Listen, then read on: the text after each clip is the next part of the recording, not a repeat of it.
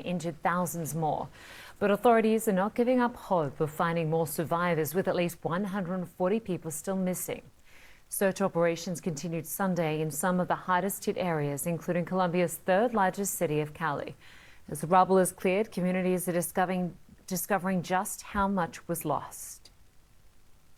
What we've encountered is a lot of pain. People who lost everything, their homes, their belongings, and people who died. For us, the hardest part is finding people beneath the rubble. Latin music stars united in Miami to raise awareness and donations for relief efforts after the recent earthquakes in both Colombia and Venezuela. CNN's Carolina Pergura reports. United for Our Own is the name of the concert that brought together more than a dozen artists in hopes to raise donations for those impacted by the devastating earthquakes in Venezuela and Colombia. The proceeds from ticket sales, online, and phone bank donations will go to help rebuild communities, homes, provide food and medicine to the displaced, as well as mental health support to adults and children. The event that was originally organized to aid Venezuela after the two earthquakes struck on June 24th, killing more than 6,000 people, was later designated to help Colombia when on August 10th, a 7.4 magnitude earthquake shook the nation, leaving more than 250 dead. International Latin artists like Marc Anthony, Chayanne, Luis Fonsi, and others donated their talent and efforts for the cause, made possible by the collaboration of several nonprofit organizations like Global Empowerment Mission, World Central Kitchen, Maestro Cares Foundation, and Univision Foundation. Fans came from all over to support and share their thoughts and prayers for those impacted by the natural disasters. I believe in brotherhood among the nations, especially Latin nations, who that's what we're here for. This is the best time to embrace each other and to show our brothers and sisters from Colombia and Venezuela that we are united, right? And that we care for each other, and that I know they're going through a difficult time, that they're gonna go through, and with our help and the help of God, I'm pretty sure that everything is gonna be better for them. History can change in either a good or a bad way, so I'm here to just support and donate and help as much as I can. The initiative comes in a crucial time of need where families who have lost it all, their loved ones and their homes in both Venezuela and Colombia, slowly rebuild their lives and face the long road ahead of them. Carolina Peguero, CNN, Miami. Two women separately adopted from India as infants grew up as friends in the Netherlands, never knowing they were inextricably connected. That is until 4 decades later, when they took a DNA test that would change their lives forever. CNN's Issa Suarez has their incredible story. For two women who grew up in the Netherlands, it really is a small world. After being adopted from orphanages in India as infants, Mina and Manal were raised by different families in the Netherlands, but 40 years later, a DNA test revealed they are sisters. I've always been surrounded by many people who love me and who took care of me, but something inside of me, I've always felt very lonely. And yeah, I always hoped to find some biological family somewhere. And I always said, yes, I would love to see if there's my biological mother, but even more brothers or sisters. So, and now this happens. So inside it was like, now I don't feel alone anymore. Growing up just 100 miles from each other, they actually met in 1996 at a gathering for adopted children. Still unaware they were siblings, they became fast friends and even jokingly called each other sis in correspondence. But they lost touch with each other for about 15 years. But recently, not expecting to know any potential relatives, they both took separate DNA tests. And the results were the shock of a lifetime. I was home alone, and then I got the pop-up on my phone, and it said, your results from DNA in my heritage are ready. So I opened it, and then there was written, Mina, sister. And I didn't realize it was Mina that I know. Now they've been reunited, but this time officially as family.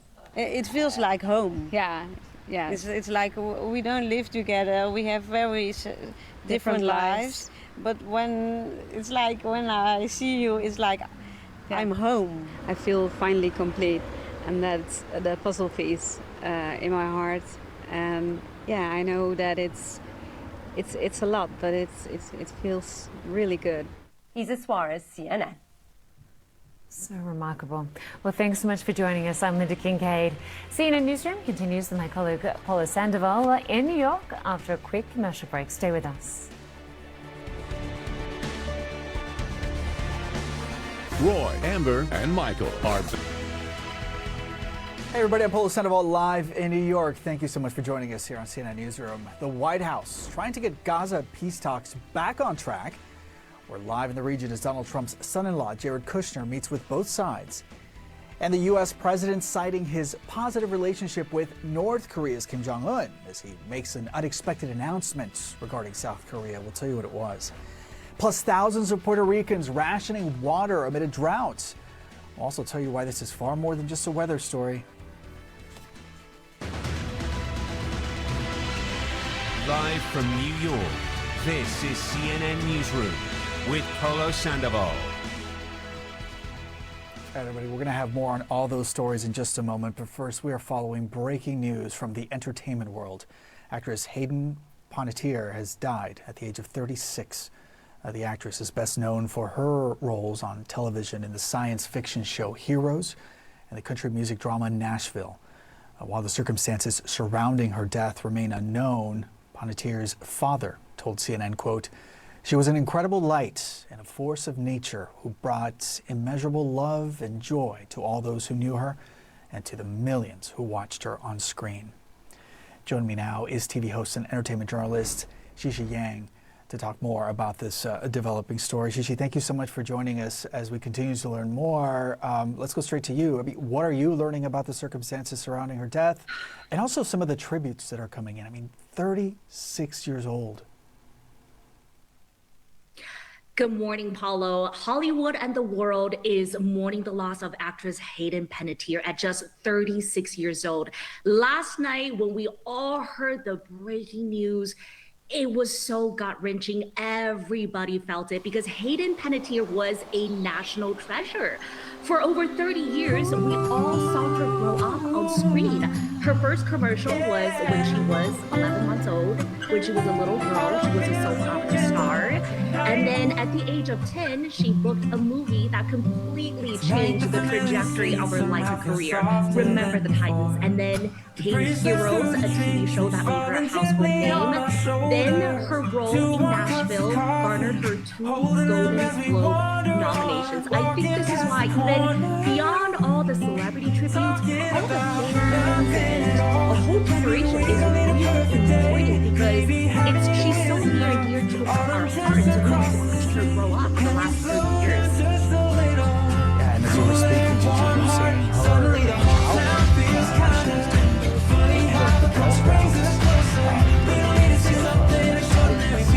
and on that, how did she help shed more light on the trauma that many child stars experience? I think Hayden was going through such a change in her life and career because earlier this May, she released her memoir, This Is Me, A Reckoning, and it really is her reclaiming her own narrative, shedding light on the fact that all the glitz and glam that we see surrounding child stars is so far from the reality of what she's been through. She was completely candid about some of the immense pressure that she felt working since she was a baby, her struggles with addiction, her postpartum depression, motherhood, complicated relationship with her family. She really did go through it all, and I think she was just at the phase of her life when she was reclaiming her story after Hollywood has been telling her story for so many years. She was giving back her power and giving back her voice, and this is why I feel her death was so intense. After spending almost her entire life being defined by her, she was finally telling her story, and this is just so heartbreaking. And on that note, when she was making the press tour, he told the Hollywood Reporter, "I realized it was more important for me to share my stories and to wipe the slate clean," which really punctuates that last part of this film, which was she was, as you laid out, at a stage in her life when she wanted to take control of that. Just speak to more about the significance of putting her own story out there. It must have been extremely vulnerable. Extremely vulnerable. She spoke candidly about how at the age of 12, she was faced with her identity crisis. She didn't know who she was. And she described her strive for perfectionism, her people-pleasing ways, almost like a military-style discipline. She was trained as a child to constantly say yes, yes, yes, and she was unable to set those boundaries. So she was really candid about a lot of the struggles that she went through. And then she also, of course, opened up about her estranged relationship with her mother, Leslie, who was her manager for much of her career. And Leslie publicly disputed the book and said a lot of the claims were false, but Hayden, and Leslie said Hayden wrote those things because she wanted to sell books, but Hayden slammed all the accusations and said she told her truth. And even though they weren't on speaking terms, she still welcomed a relationship with her. And she also spoke the biggest heartbreak in her life, which was losing her brother, Jensen, due to an undetected heart disease back in 2023. It was something that she was, as an older sister, she wrote that she felt like she failed to protect her younger brother, and it was something that she never quite recovered from.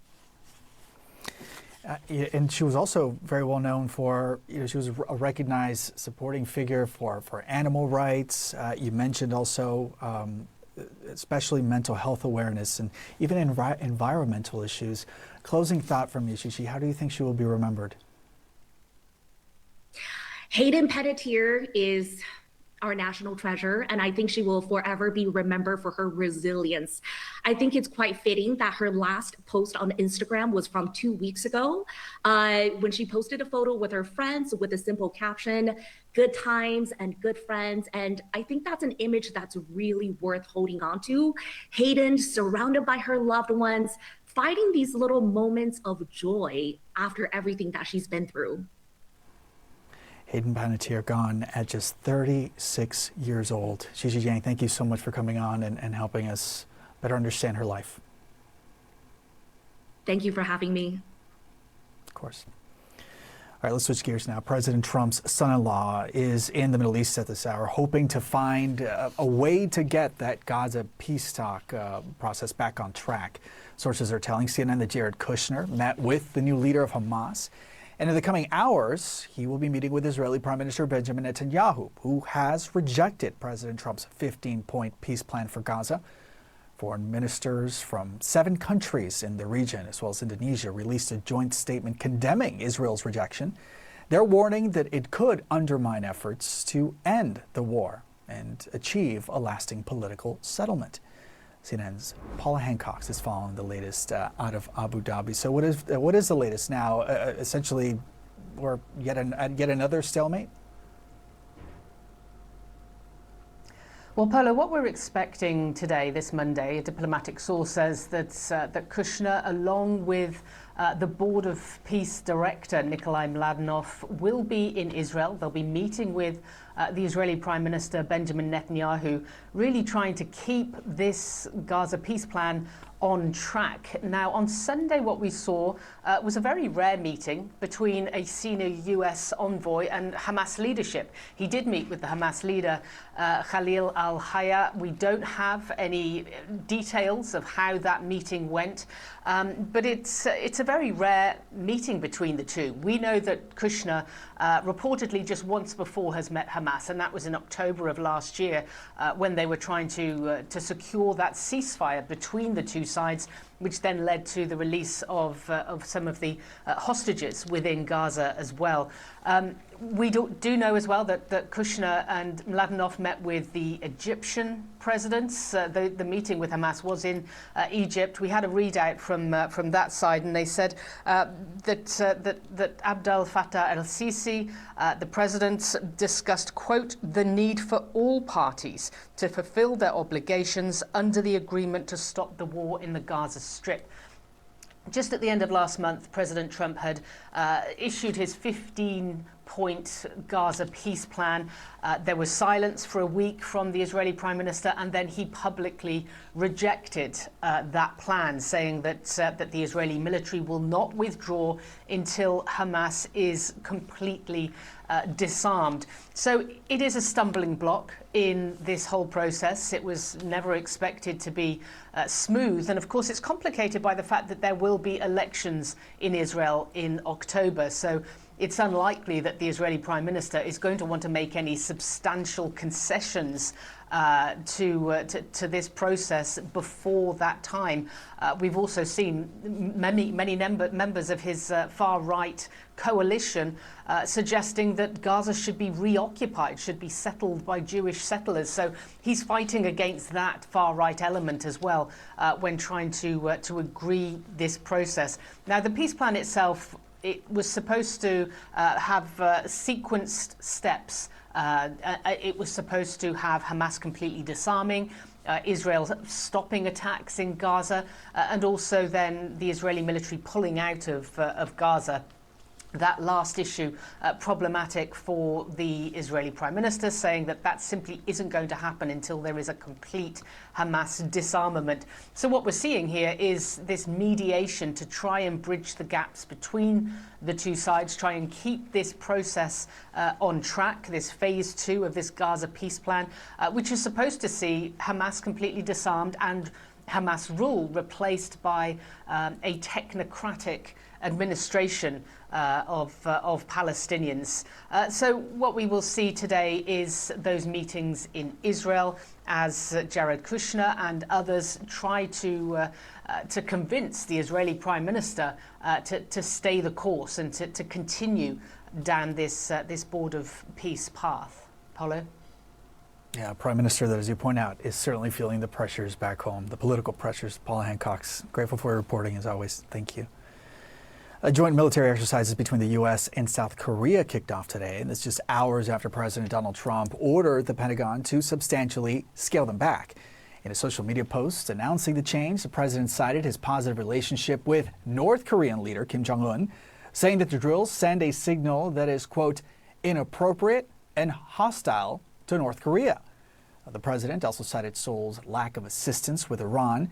He said that he recently asked South Korea's president if they'd like to join the, quote, denuclearization of Iran, and that they said no. CNN's Gage Golding is following developments from Hong Kong. Gage, good to see you. So help us break down, help us unpack what was a very lengthy post by President Trump. Yeah, it kind of is all over the place, and it has that little additive in there that, hey, South Korea did not help us with Iran. But let's talk about, the bigger thing. This is a large-scale military exercise. It's joint between the United States and South Korea. About 18,000 South Korean military members join the 28,500 members that are stationed in and around South Korea. So it's a big operation, happens every year, lasts 10 days. It was kicking off today, and then really in the 11th hour, the president says it's too late to cancel. However, we're going to scale it back dramatically, all in the same sense, posting on Truth Social that, look, we have great relations right now with North Korea. And actually, even yesterday, the president posting a picture of him and the North Korean leader, Kim Jong-un, saying that we might not be smiling in this picture, but, we have a great relationship. We're doing really well together. You can see the picture there. So it kind of was a precursor to what we saw today. That picture, popped up in my feed, and I was kind of questioning it, thinking of what exactly is going on. In New this hour, we're actually hearing from the leaders of the South Korean government in the Blue House there, which is the executive leadership, where they say that the Korean government, they're aware of what it was posted on social media, and they do really hope that this is a way for an amicable relationship between the North Korean government and the United States, going on to say that that they are working closely with the United States, specifically on the exercise there. They also went on, kind of like that Truth Social post that went on pretty far, they said that they are actively participating in ways to help on the discussion for a ceasefire in Iran and to open the passage of the Strait of Hormuz. So a lot to unpack there, but notice that it wasn't a jab back at the United States. The United States to South Korea is a key ally. Again, just under 30,000 troops are stationed in South Korea. This is an annual exercise. But Polo, I think it's really important to note that there are two big things to take away from this. One, President Trump previously, in his first term, in 2018 and 2019, worked to scale back this Ulchi Freedom Shield is the name of this exercise, and he scaled it back. And then COVID-19 in the years of 2020 and 21 also had it scaled back. So he's familiar with this, and this was not his first attempt to scale it back. However, on the flip side of that, this may be something of sort of like an olive branch to the North Korean government and the leader Kim Jong-un saying, hey, maybe we should get back to the table to talk a little bit, because they haven't really had a conversation during this term that we're aware of. They met 3 times in the past, in 2018 and 2019. That was during President Trump's first term. Polo, they haven't met yet in this second term. Great reporting, Gage Goldman. Thank you so much, and welcome to CNN. It's great to have you. Thank you. All right, still a lot more on the way here on CNN Newsroom, including communities in Puerto Rico. They are going days without running water as the U.S. territory grapples with a worsening drought. After the break, a local journalist tells me how the growing water crisis is disrupting daily life for many people on the island. When curiosity strikes. Some heavy rain and strong wind gusts at this hour. Officials saying that the most serious threat now is flash flooding and mudslides, especially in some of the higher elevated areas. Lala made its closest approach to Hawaii's Big Island on Saturday as a Category 1 hurricane, and then it left a lot of this devastation behind. Hawaii's governor says that at least 100 homes have been damaged or lost, and wind gusts toppled trees and knocked down some of the utility lines on the island. Right now, about 165,000 customers are without power, and they've been warned that the outages could last a while. Officials are saying that the danger from the storm is not over yet. We still have a lot of rain. We have a lot of flooding. We have a lot of road closures, and we still have a lot of high winds. Although it's been recategorized to be a tropical storm, it's still on the upward level of the tropical storm with winds, in excess of about 70 miles an hour. The widespread power outages is creating, a lot of problems for a lot of our residents now. With the road closures also, people are, either having to take an alternate route or they're unable to get, to the destination that they need to get to. So we're urging everybody to stay home insofar as possible that they're able to. Widespread heat alerts are in effect across parts of the U.S. as millions face triple-digit temperatures well above average. CNN meteorologist Allison Chinchar with your forecast. Roughly 50 million people are under some type of alert across the U.S., with the bulk of it really focused right here along the southeastern portion of the country. Now, when we take a look at the heat index, that is the air temperature plus the humidity in these regions, this is what the feels like temperature is expected to be. 105 in Atlanta on Monday, 109 in Jackson, 107 in Jacksonville, Florida. But again, even progressing into Tuesday, these numbers really don't drop off all that much, and in some cases, they actually go up a little bit. This is going to be a prolonged effect for many of these southern cities. Take Atlanta, for example. The average high this time of year is 89 degrees. They will spend every single one of the next 7 days at or above that marker. And even worse for a place like Dallas, where the average is 96. Every single one of the next 7 days, that temperature is expected to be in the triple digits.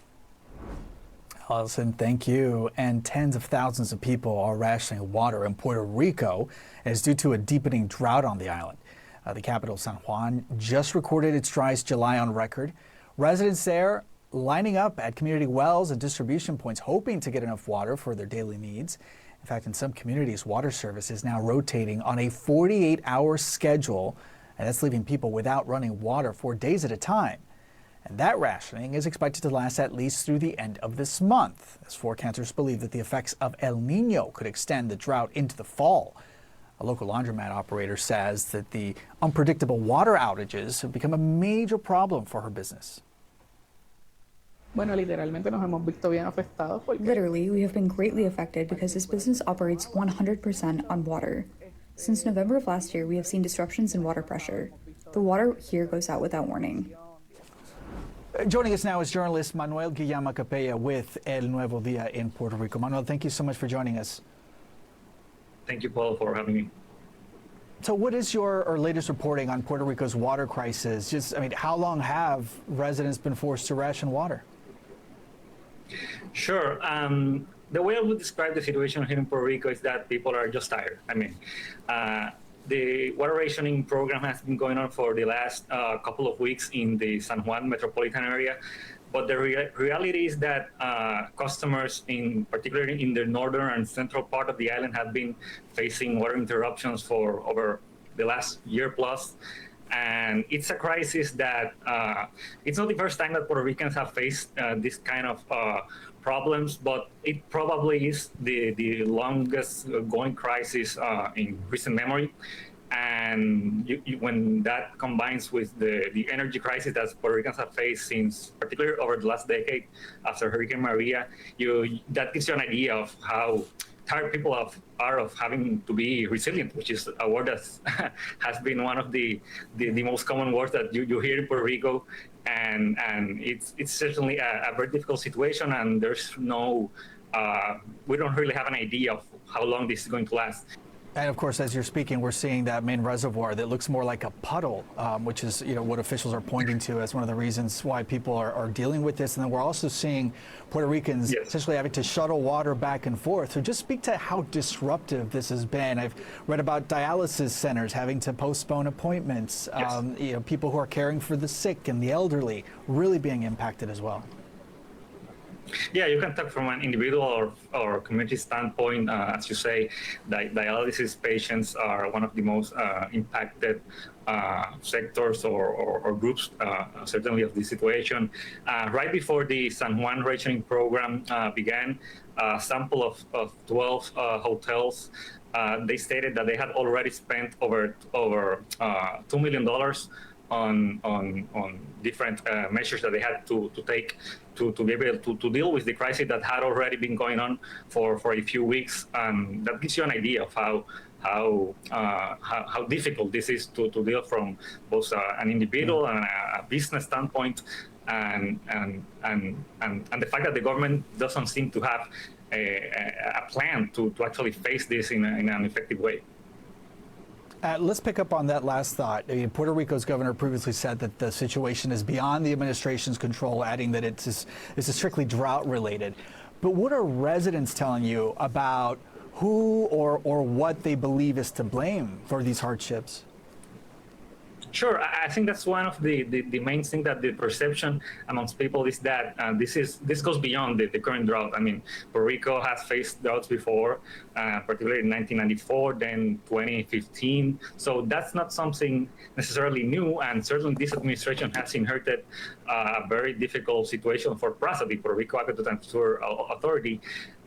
But I think the perception is, and it is backed by facts, verifiable facts, that water management in Puerto Rico for a long time has not been adequate. And the thing is that it probably hadn't translated into this kind of interruptions, because, as I said, for over a year, particularly in the San Juan metropolitan area, customers have been facing interruptions, I'd say, almost weekly, and that goes way before the current drought. What's the sense there where you are, though, Manuel? Is there any hope that there could be an end that's approaching, or is this likely to continue? I don't think it's going to end. Certainly, what's left of this August, it's probably going to go at least into September. We know that August and September are usually heavy rainfall months. These are, of course, this is the peak of hurricane season.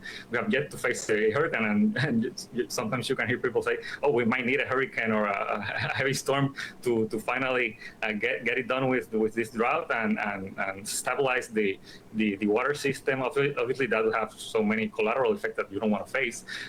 But I think one of the main concerns right now is the potential carryover effect this could have up to next year with, as I mentioned, the El Nino thing going on, and that's what you don't want to happen. You don't want to be facing another drought and water rationing next summer. And right now, I don't think that there's much optimism that hurricanes can avoid it.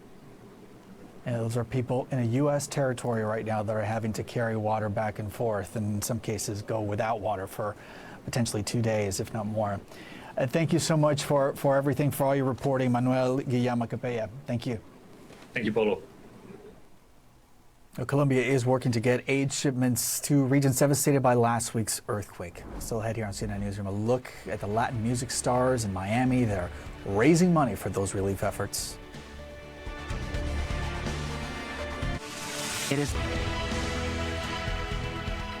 Welcome back. I'm Polo Sandoval, and these are today's top stories.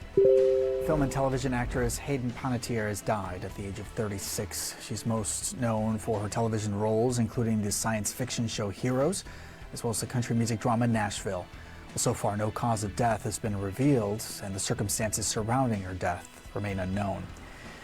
President Trump says that the U.S. will be reducing joint military exercises with South Korea, which is a key regional ally. Those exercises are now underway. The president cited Seoul's lack of help with Iran and his positive relationship with North Korea's leader. Trump said that the exercises send a signal that is, quote, inappropriate and hostile towards North Korea. Tropical storm Lala knocked out power to more than 160,000 customers in Hawaii. The storm was a Category 1 hurricane when it made its closest approach on Saturday. It pummeled parts of the state with torrential rain, powerful wind gusts, flooding, and landslides. The storm is now moving away, but some islands are still getting battered with some heavy rain and winds. It's now been a week since the devastating 7.4 magnitude earthquake in Colombia, which is estimated to have killed at least 290 people and injured thousands more. But authorities are not giving up hope of finding more survivors, with at least 140 people still missing at this hour. Search operations continued on Sunday in some of the worst hit areas, including Colombia's third largest city of Cali. And as the rubble is cleared, communities are discovering just how much was lost in this disaster. What we've encountered is a lot of pain. People who lost everything, their homes, their belongings, and people who died. For us, the hardest part is finding people beneath the rubble. And Latin music stars united in Miami to raise awareness for donations for relief efforts after the recent earthquakes in both Colombia and in Venezuela. CNN's Carlina Peguero reports. United for Our Own is the name of the concert that brought together more than a dozen artists in hopes to raise donations for those impacted by the devastating earthquakes in Venezuela and Colombia. The proceeds from ticket sales, online, and phone bank donations will go to help rebuild communities, homes, provide food and medicine to the displaced, as well as mental health support to adults and children. The event that was originally organized to aid Venezuela after the two earthquakes struck on June 24th, killing more than 6,000 people, was later designated to help Colombia when on August 10th, a 7.4 magnitude earthquake shook the nation, leaving more than 250 dead. International Latin artists like Marc Anthony, Chayanne, Luis Fonsi, and others donated their talent and efforts for the cause, made possible by the collaboration of several nonprofit organizations like Global Empowerment Mission, World Central Kitchen, Maestro Cares Foundation, and Univision Foundation. Fans came from all over to support and share their thoughts and prayers for those impacted by the natural disasters. I believe in brotherhood among the nations, especially Latin nations, who that's what we're here for. This is the best time to embrace each other and to show our brothers and sisters from Colombia and Venezuela that we are united, right? And that we care for each other, and that I know they're going through a difficult time that they're gonna go through, and with our help and the help of God, I'm pretty sure that everything is gonna be better for them. History can change in either a good or a bad way, so I'm here to just support and donate and help as much as I can. The initiative comes in a crucial time of need where families who have lost it all, their loved ones and their homes in both Venezuela and Colombia, slowly rebuild their lives and face the long road ahead of them.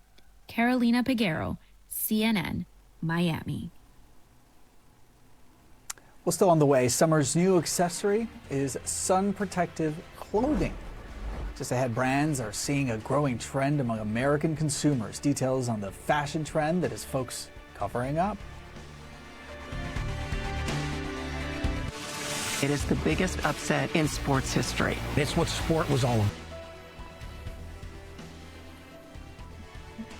You're up to speed on the markets, and here are your business headlines. Global financial markets, they are in limbo as a deal to fully reopen the Strait of Hormuz has still not materialized. Oil futures were flat on Sunday as talks between the U.S. and Iran are stalled. And although Tehran and Oman are negotiating over the crucial waterway, there are no immediate signs of a deal. Developers have withdrawn their plans for a 15-building data campus in the state of Georgia, and this after residents in the city of Lovejoy rejected the proposal for a sprawling 400-acre center. And it comes amid rising concerns over water pollution and the growing national resistance to AI infrastructure.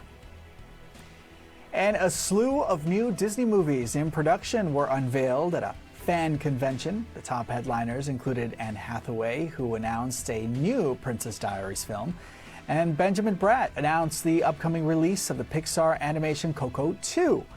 Other films that were mentioned included The Incredibles 3, Frozen 3, and Zootopia 3. Americans are making sun protection summer's hottest accessory. Clothing brands are catching onto a growing trend for sun protective clothing. According to a fashion forecasting firm, Google searches for UV shirt jumped 26%, and views went up more than 100% on TikTok.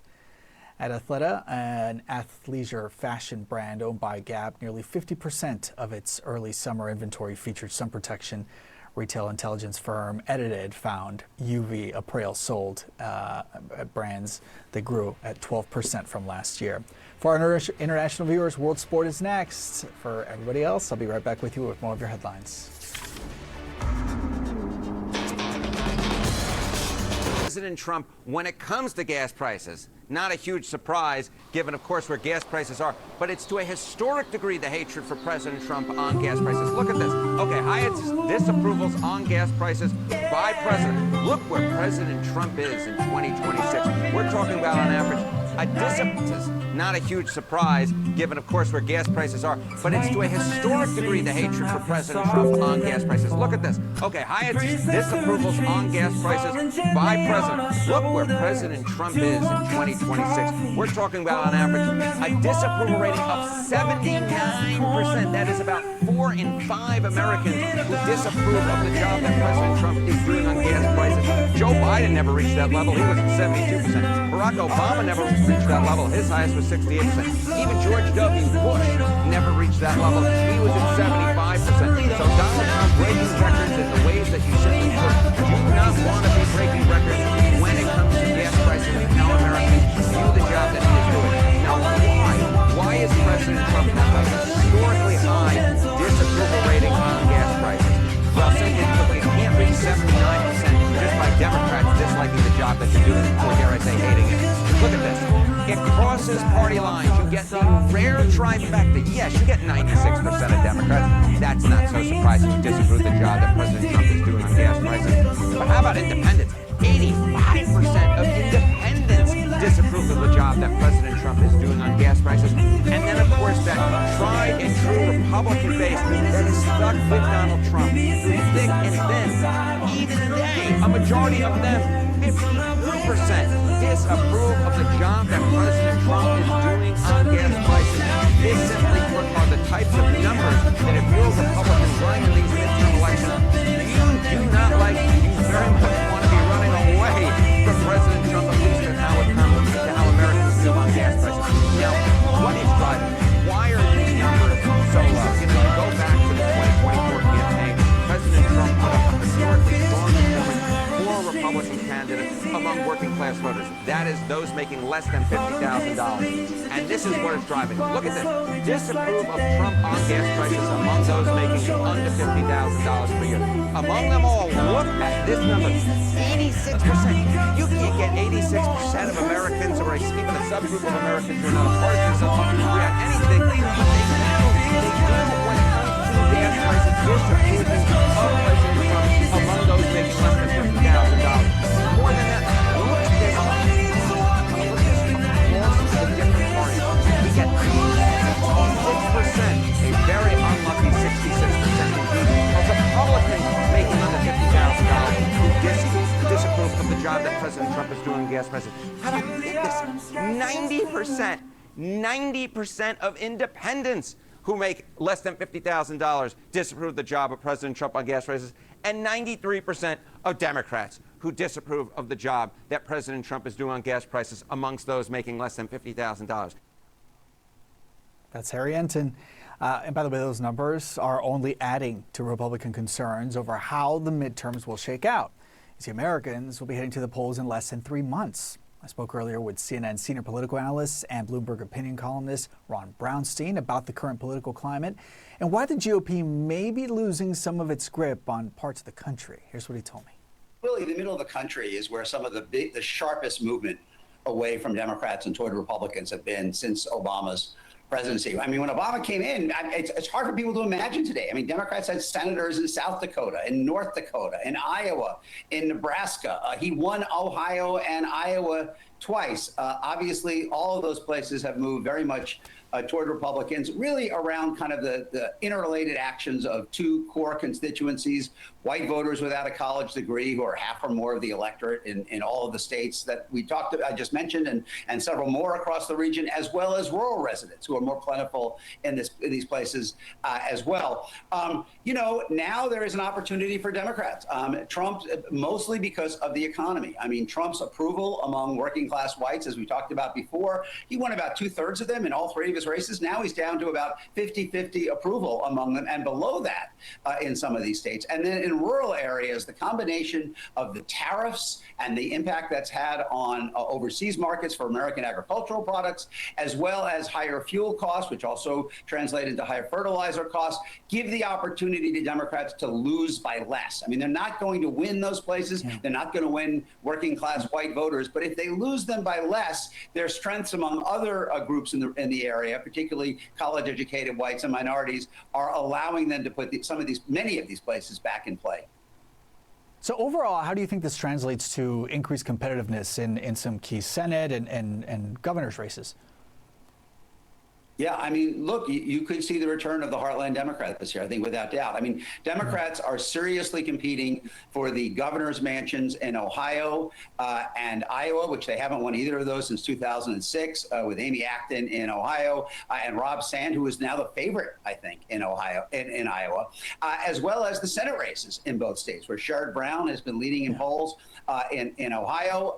It's more of an uphill climb in Iowa, and there are even long shot chances, I think, for Democrats in Kansas and Nebraska. I mean, obviously, those are much tougher states for Democrats, but they are on the map this year in a way they have not. And it's not only in these governor and Senate races. There are 3 competitive House races in Iowa, 3 in Michigan, 4 in Pennsylvania, 1 in Nebraska, 1 to 2 in Wisconsin. I mean, this region really is at the fulcrum of the 2026 election. And, you know, you can look at this from the other side of the lens, which is that if Democrats can't make some breakthroughs, if they can't regain some ground in this area in this year when Trump's approval has skidded so much and there are so many openings with groups that have leaned right, you have to ask yourself, is this really swing terrain? Because if Democrats can't, I think, reestablish a beachhead, kind of a mixed metaphor in this landlocked part of the country, but if they can't establish a beachhead this year, when are they going to do it?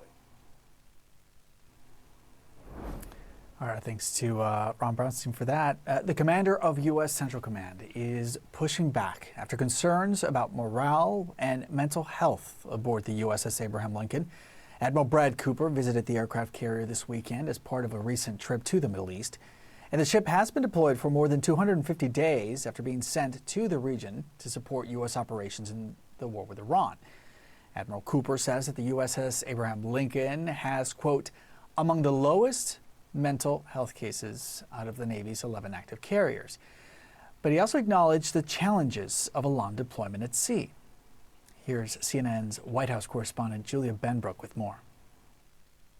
In a statement over the weekend, CENTCOM Chief Admiral Brad Cooper called his recent visit to the USS Abraham Lincoln, quote, awe-inspiring. That visit comes as there are growing concerns about the conditions on that ship. The Lincoln has been deployed for nearly 9 months as it is supporting operations in the Middle East, and its combat efforts have prevented it from making stops at friendly ports to regather supplies, get the sailors some rest. That has led to a number of family members voicing concerns. One crew member told us that morale on the ship is very low and that there is this regular strain on some essential amenities. Cooper did say that out of the 11 active aircraft carriers, that the Lincoln actually has among the lowest cases related to mental health right now. He went on to say this doesn't mean that all is perfect. Find any of the nearly 4 million Navy veterans in America today, and they will likely tell you that service at sea for long periods isn't for everyone. It is uniquely challenging and tough, and every single one of us, including me, reacts to stressors in different ways. President Donald Trump was recently asked about this lengthy deployment and the mental health concerns surrounding it, and he seemed to dismiss those concerns. He said that the deployment wasn't nearly long enough. Those comments have received swift criticism. He did say that the Lincoln would be traveling out of the region soon and it would be replaced with a very similar ship. A U.S. official tells us that that swap was previously planned. Julia Benbrook, CNN. Opening statements are expected later today in the trial against a man accused of killing hip-hop star Tupac Shakur. 63-year-old Dwayne Davis is the first and only person to face charges linked to Shakur's death back in 1996.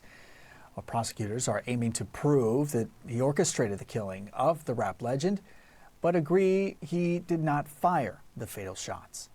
Well, the judge has ruled that Davis's memoir and previous interviews are admissible as evidence. Davis has pleaded not guilty to charges of first-degree murder with a deadly weapon and intent to promote, further, or assist a criminal gang.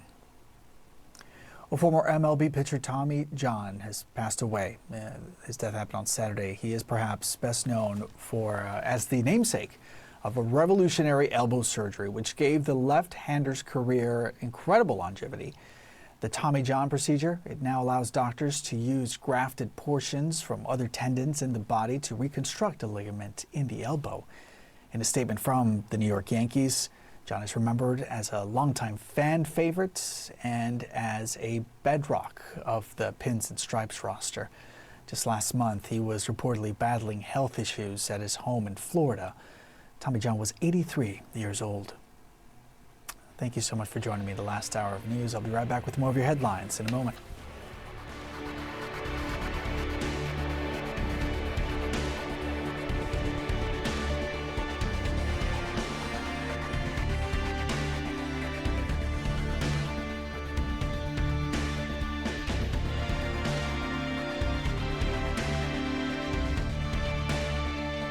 Roy, Amber,